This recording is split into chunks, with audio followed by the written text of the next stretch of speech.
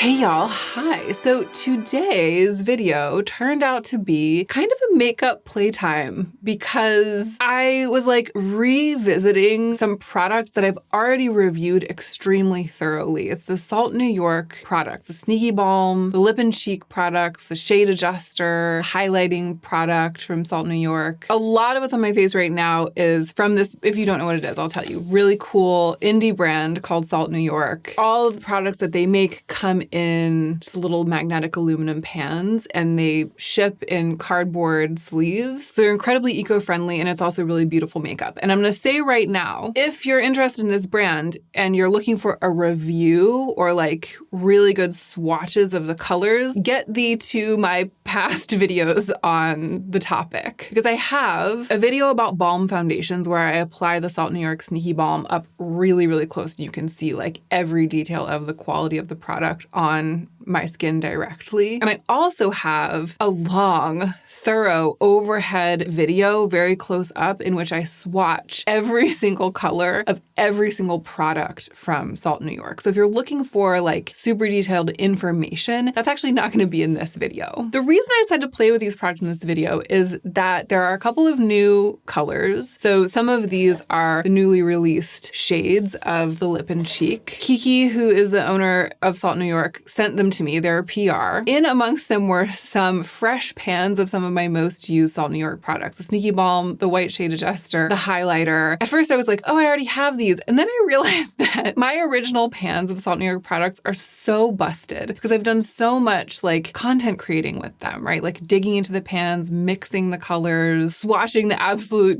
butt out of them. And really that collection of products that I used for the overhead swatch video, it's kind of become like art supplies that I store, that I keep in case I ever need to use them for content. But because of that, they're not really in rotation with my makeup. They just sort of live separately. And I kind of miss them. So I saw this fresh batch and these new colors as an opportunity to reconnect with these products kind of like as the precious jewels of makeup that they are, rather than the art supplies and content creation tools that my pre-existing collection of Salt New York products have become to me. That's what I sat down to do in this video and I documented it. I hope you enjoy it. I also tried some other products, weirdly a bunch of things from Exa, a new thing from Chantecaille, so there's some other things mixed in, but mostly it's about reconnecting with Salt New York after all these years. If this is your first time to my channel and you like it, I hope you'll subscribe. My name is Hannah. I don't always give such long and protracted introductions as this one was, taking it old school today with the long introduction. What I do is to review new makeup sometimes, but also to feature my old same makeup collection in a lot of my content because I feel like a love of beauty isn't just about shopping for makeup, it's also about like the way that you use the makeup that you've had for a long time. So I do both on camera and behind the scenes in my real life. And now let's go ahead and get into the meat of this video. Okay, it's an interesting day to be playing with primarily complexion products because, as you can see, my skin has been acting up a little bit. I only have skincare on right now, so I'm going to start by priming. I have kind of been skipping primer lately because I'm so into the Make Beauty reverse emulsion, and I feel like it is sort of like a hybrid skincare priming product. And it is the last thing that I put on my face a couple of hours ago when I was putting on skincare earlier this morning. But because the Salt New York Sneaky Balm is a balm rather than like a liquid foundation that dries down and sets, or a concealer, which is really pigmented and grippy, the kinds of things that I have been using, I'm going to go the distance and use an actual primer to really give my skin not only like a super smooth surface on which to apply the product, but a surface that's designed to hold on to makeup. And because the Sneaky Balm has a dewy quality, I'm going for a sort of satin matte primer. It's been a while since I used this. It's the Exa Jumpstart Smoothing Primer. I've never owned the Tatcha Liquid Silk Canvas, but I think of this as kind of like a less expensive dupe for it, or less expensive version of the same kind of thing. And that's because it reminds me of a liquid version of the e.l.f. Poreless Putty Primer, which is widely accepted as being like a drugstore dupe for the Tatcha Silk Canvas, the one that's not a liquid. This is what it looks like in case you're unfamiliar.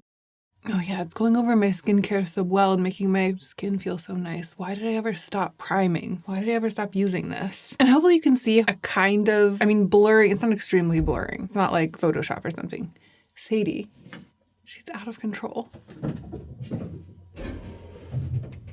You can see it kind of killed that skincare-y shine, which is good. That's a good place from which to be starting, I think, with a balm foundation. And my skin feels really primed and prepared for makeup. I am going to use a touch of green color corrector. This is also the EXA one. I actually have a couple of EXA products, like not just these two, but a couple more EXA products in my box today. I didn't mean this to be such an EXA heavy video, but it kind of is. You know, I use it all the time. I talk about it all the time. The EXA green color corrector, especially when I have healing blemishes like this, a green color corrector is so amazing. I'm usually demonstrating its use on general redness, but it is amazing for dark spots and scars as well. I mean, any green color corrector. Obviously, I love this one from EXA, but this is just like another purpose for a green color corrector. Obviously, it's not concealing the spot completely, and I wouldn't want to put like a thick layer of green on there, but it makes it look so much less angry. Okay, so a much more neutral starting place. I love that. And now, the moment that we've all been waiting for. What a beaut. What a beauty. This is like my dream Salt New York palette that has never been able to exist before because these kind of murkier shades didn't exist before. Actually, this one is Cocoa, which was limited edition. I think that it has now been made permanent. And these are two of the new shades, Ganache and Maple.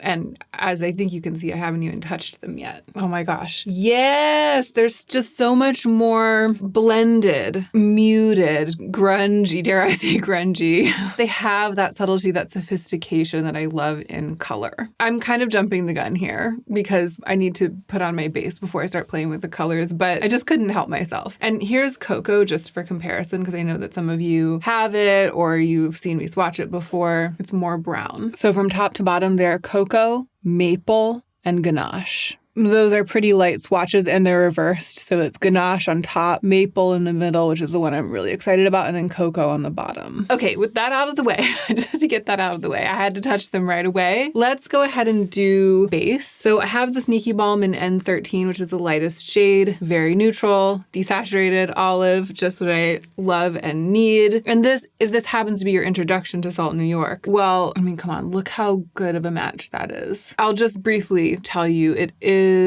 a very, very, very, very, very skin-like base product. It's not high coverage. You can build it up, but it's not super high coverage right out of the gate. Like this is why I'm revisiting. Kind of like trying to remember the details of the quality of this product. It's actually covering pretty well. It's not high coverage like the Rose Ink concealer or something, like the kinds of things that I usually use. The thing I like about it is that it's so skin-like. It really, really, really melts into the face. It's undetectable at a very close range. And in my original review of this product, I gave really, really, really close-up realistic footage. I'll link that down below so you can see that. This is kind of just me playing with it again. Yeah, you can even see how olive that shade is compared to my forehead, which I didn't color correct. So it still has a bit of that redness, whereas this shade is more the color of like the rest of my body. So I was kind of just putting it down on my face to get a layer on there. And now I'm going to use a sponge. This is, again, absurdly another thing from EXA. There just happened to be a number of them. This is a new release. I haven't had a beauty sponge in a long time. I don't tend to use them. So because this just came in the mail for testing, and because I had been planning to film this Salt New York video, I was like, can we try it with a sponge? Because I tend to really love balms with sponges. I remember I was testing this product at around the same time as I was testing the Monica Blender cover for the first time, and I remember distinctly how incredible that product looks with a sponge. And I think that this is the same. Yeah, look at the finish of that with a sponge. It's so great. I'm so glad that this came in the mail when it did. So I'm building up another layer, just where I feel like I can use it. Maybe it's time for sponges to come back in my life. Maybe it's sponge time. This, the EXA sponge, I will say, is a very soft, light sponge, like porous kind of. It feels softer and more full of air than like the Beauty Blender and other sponges I've tried. It just feels really not dense. Obviously, I'm not a total connoisseur of sponges, but I will say that I was sort of surprised when it puffed up at how puffy and fluffy it feels, whipped. So just for fun, because I'm having fun doing this, I'm going to build up even more just on the sides.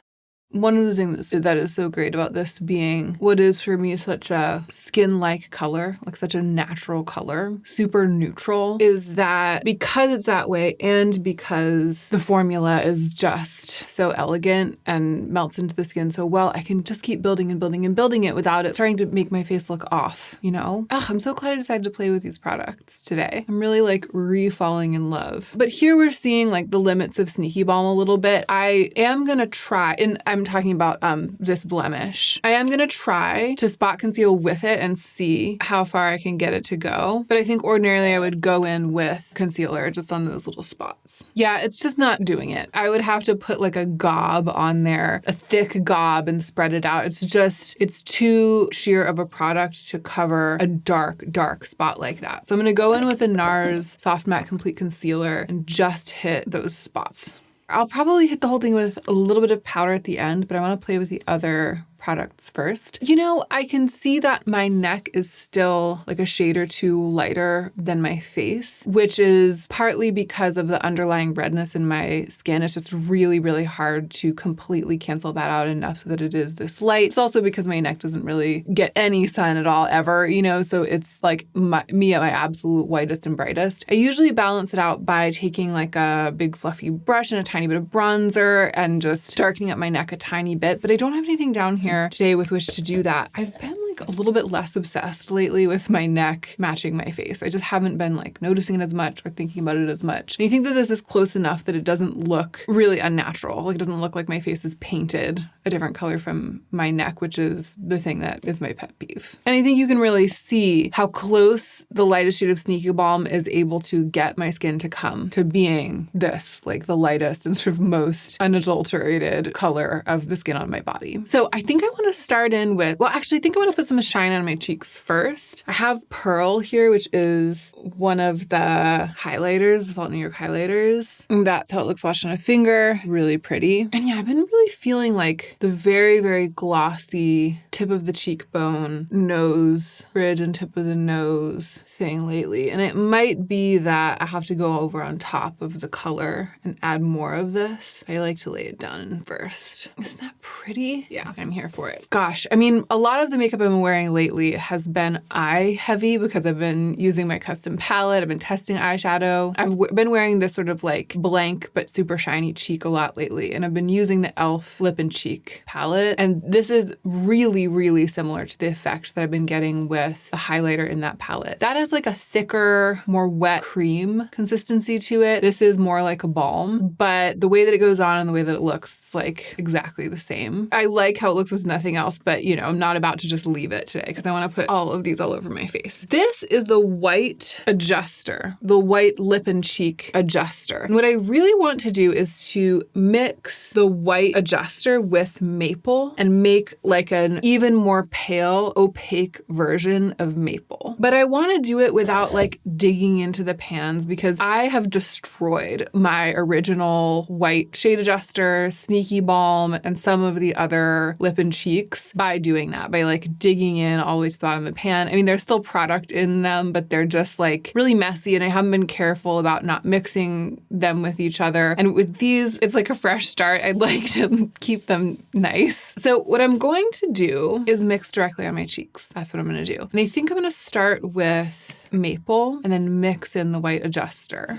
I just washed like half of my brushes and they still smell like brush cleaner and dish soap. All right, this synthetic Esom brush, the T47, is totally clean and dry. And I'm going to go into maple with it. I'm not buffing it out because I'm going to mix it. So I'm just kind of sticking it on there. Now I'm going to go in with, all right, this is also totally dry. It's the BK Beauty 106, which I feel like I might have been using for foundation before, but it's like all that I have right now that will work. So I'm going into the white. Oh, but if I start mixing it on one side, I then don't want to go back into the white with the brush. I'm trying to get a lot on the brush and I'm transferring it to the back of my hand. All right, I have some on the back of my hand and I'm going to go back and forth so that I don't like put all of it on one side and not the other. there. Oh, I feel like I'm overdoing it with the shade with the white. I'm just sort of obliterating the color. I was so worried that I was going to run out and not want to put the brush back in. I put too much on. But I think the other thing that's going on here is that because I'm mixing it with white and it's making it really pale and opaque, well, it's actually the white shade adjuster isn't even that opaque. It's just white, but it's the same sort of balmy formula as the other lip and cheeks, but it's really making it much more pale. So it's making it really subtle on me. And I'm not used to that. I'm used to blushes being like really high contrast with my skin. And I'm always looking for a blush that has this extremely subtle quality. So it's happening. Like I can see it, especially in person. I can see the color. It's just really light. And part of me is like, something's wrong. I've put too much white shade adjuster in there because it's not showing up. But really it's like on a lot of people, a sheer blush or a pale for them blush looks like this, like barely there, you know? And it's just really hard for me to find a blush that's barely there. So this is the whole reason to mix it with the white shade adjuster. And it's really great. I actually love that cheek, but because we're playing, I'm going to mix in a little bit of ganache. I'm probably going to get something a little more dramatic. So that's how it looks like pure, but there's still a lot of white adjuster on my cheeks.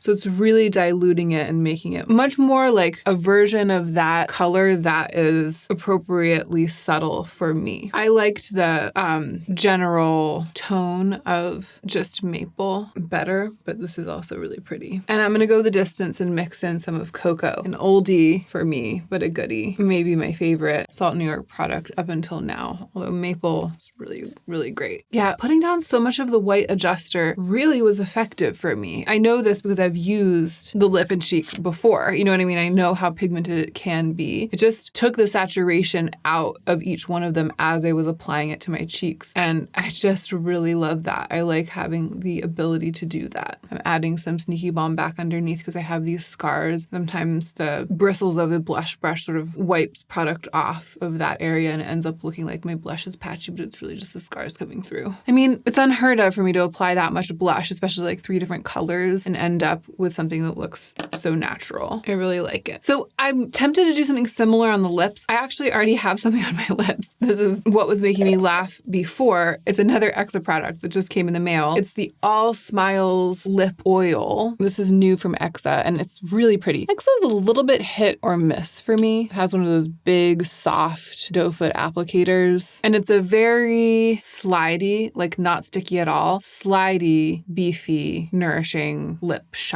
Reminds me a lot of the Luxe Lip Oil from ColourPop. I did review a handful of products from Exa all in one video back when I first tried the brand, and it was like half and half. I loved half of them, and the other half were like complete flops for me. So whenever they send me something new, I'm always like, which one is it going to be? And this one is definitely on the good side, the winning team. So I'm going to swatch maple on my lips just to see how it looks without mixing anything in. Yeah, this looks like a color that I would have mixed for myself using all of the old lip and cheek products. Like a little bit of rose, a little bit of cocoa, maybe a little bit of shade adjuster, you know what I mean? A little bit of something to dull it down a little bit, grungify it a little bit, just a little bit. It's a much more wearable, straight out of the pan, a much more wearable color than rose was, for example, for me. So that's really exciting. Let's take a look at Ganache. Also really pretty. I think I might actually even like this better for the lips. I liked maple better on the cheeks, but I like this better for the lips. It's like a blackberry stain color, but without being too bright, too colorful. Because my lips have quite a bit of pigment, it's kind of like a My Lips, but slightly more enhanced than better color. Yeah, I really like it. And I think I'm going to build from there. But I want to use a brush. I just love using a brush for these products to put them on my lips, especially doing some mixing, which is what I'm going to do next. So I'm actually going to go into Cocoa, the brown, with my finger and add a little of that. And now I'm going in with a brush into the white adjuster. I'm going to mix it in. I keep going overboard with the white adjuster.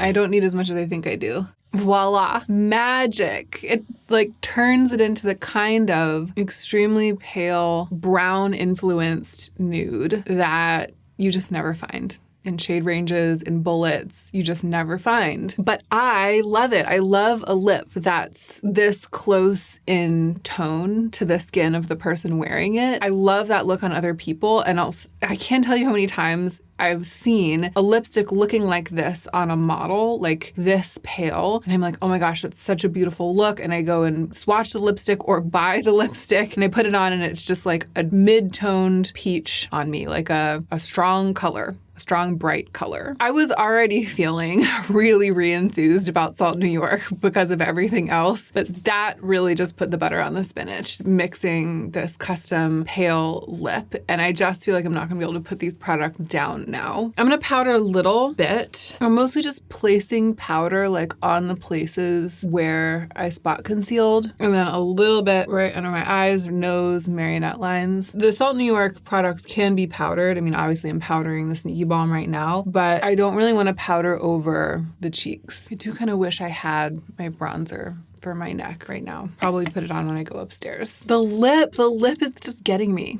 Who is she? All right, I'm gonna put a little bit of eye makeup on. It's not Salt New York. It is new makeup. Shandakai sent me this really, really pretty collection. I don't love how the pans look. This is like, to me, the Neapolitan ice cream vibe, and I just don't like that in makeup. It makes me less attracted to the palette, even though I think I'll find it very useful. I've actually already played around with it a little bit. And this is what it looks like up close. 3 shiny shades and a matte, although the yellow gold and the taupe, the 2 shiny ones there, they're a different formula from the pink. They're like really creamy, actually. The pink is a little more of a standard, like metallic version of an eyeshadow, but these two are really, really soft and lovely. And the one that I really like is, hands are so tiny too. The one that I really like is obviously this taupe. It's much more pale in the swatch than it looks like it would be. When I was first playing around with this and I swatched it, I was like, oh no, it's so pale that it's gonna be nothing on me. But then I started putting on my eyes and I was like, oh no, what it actually is a very, very subtle look. Like a really subtly,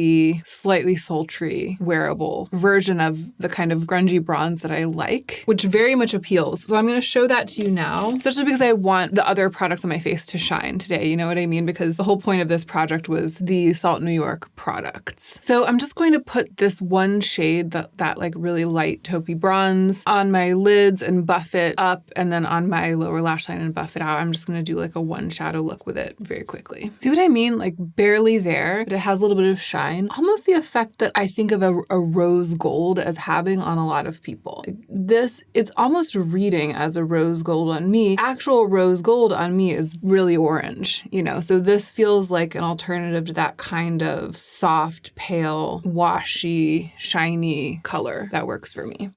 So this is my first experience with the regular Shantakai eyeshadows. I have those Bake Gelée formulas, the elephant and the giraffe, but this is the first time I've tried the regular ones, and they feel just like I would have expected them to. They are very soft, very easy to get a soft blend. It feels like they're impossible to mess up, which is partly because the blend is so soft, but it's also because the pigment is so light. And I mean that for me partly in color, like this is a light color, but also it's not like an intense punch of pigment. There are pros and cons to that, but you know, they definitely do what I always imagine like a Chanel quad would do. It's like that easy everyday makeup that's sort of foolproof, that's really luxurious, kind of the opposite of like indie eyeshadows or Pat McGrath eyeshadows. I'm always saying like Chanel quad this, Chanel quad that, and I've never actually tried a Chanel quad. Maybe I should try one so I don't keep like invoking it without knowing what I'm talking about. So I'm gonna do what I said I was gonna do, which is to add like more shine just on the tip of the cheekbone. Oh my gosh, it's really going the distance. I don't remember being this into the Salt New York highlights. Like right now, I'm really into that, and I don't remember being that into it. And I'm also gonna put, I hope I don't regret this, I'm gonna put a little bit on my brow bone. I know I'm putting a cream on top of a powder right now. I'm just a rebel. I just feel like I took the Shantakai eyeshadow a little bit higher up on my brow bone than I wanted. Yeah, and look at the shine it's giving me there. I love a glossy brow bone that connects to a glossy cheekbone. Okay, I'm I'm still testing the Jones Road mascara. That's what I'm going to use today. I've sort of had a mixed experience with it so far. Sometimes I feel like I get a really fluffy, very lengthened and lifted lash. And sometimes I feel like it just makes all my lashes stick together in kind of a thin way. And it might have to do with whether or not I'm wiping off the brush. I'm trying to wipe it off to enhance the chance of fluffiness today. And I'm also trying to go in thin layers, like just a little bit at a time. I've had some very enthusiastic comments about the Jones Road mascara. Like people saw that I was testing it and they're like, I love that mascara. It's like the only thing that works for me. It's the only thing that keeps my lashes curled. And so I've been expecting it to blow me away. And it does have really good curling and lengthening qualities. But I think I'm still learning how it works best. I had a day where I was wearing it and my lashes looked really busted at the end of the day. But I might have cried. I can't remember. And if I did, I feel like it's not a fair test of mascara that's not waterproof. That was just one dip, wiped off a lot, and then going back and forth to try to keep it fluffy. It has lengthened them quite a bit and curled them. It just hasn't added like a tremendous amount of volume width-wise, you know? Stay tuned. The Jones Road mascara. Stay tuned. I think that's it. That's it, right? That's everything. I feel like I ended up with a less blushy look than I was expecting to because of all of that white shade adjuster that I laid down on my cheeks. I'm not mad at it. Again, I've been really into this sort of bare, glossy face lately. And you know, you can see it. Like there's like a health to the cheeks rather than that ghostly pale glossiness that they would have if I hadn't put anything on there. And it was fun to mix each color in and kind of see how it transformed and kind of melted into my skin. For me, the big excitement is remembering how much I like the look of Sneaky Balm when applied with a sponge and happening to have a sponge on hand. I didn't have one before I got this in the mail from Exa. I haven't used one in months. But getting the chance to do that, really loving the finish and getting back in touch with that sort of natural, really easy, blendable, melt into the skin color and formula of the Sneaky Balm. It's just lovely and I can't wait to use it again. And then of course the other big excitement is the effectiveness of that white shade adjuster. It kind of makes me want to use it not just with Salt New York products, but with other lip products too. Just always mix a version of whatever lip color I'm using that's just a few shades lighter than the way that it comes out of the tube or the bullet. Overall, I'm really feeling this look because I feel like it looks so natural and easy. Like I would go anywhere in this. I don't feel like I'm overly made up, but I do feel like features are enhanced and flattered, you know? My skin is looking like its best self, even though it isn't. Underneath it all, it's kind of like close to its worst self right now. And it's lovely to have achieved that effect without looking or feeling overly made up. And I think that is it. I appreciate you spending this time with me. I hope that it was enjoyable for you. Thank you for liking, commenting, subscribing, etc., etc., etc. And please remember to take extra good care of yourself so that you can be the most effective version of yourself as you do your work in the world.